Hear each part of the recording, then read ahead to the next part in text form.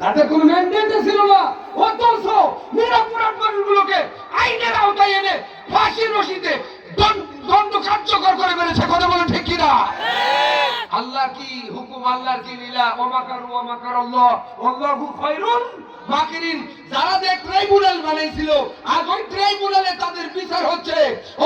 আল্লাহর কসম করে বলি, একটা অপরাধী পার পাবে না।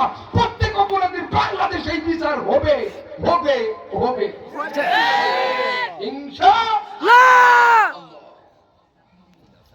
সম্মানিত ভাইরা, গভীর মনোযোগ, যুবকরে লক্ষ্য করে বলছেন, যুবক আমার বাবার কি অপরাধ? যুবক ডাক দিয়ে বলেন, অপরাধ বুঝি না, রাখতে দিতে পারি নাই, মেরেছি, মারা গেছে, তোর আমার বিচারের ব্যবস্থা কর, আমি পাপ মুক্ত হয়ে কবরে যেতে চাই।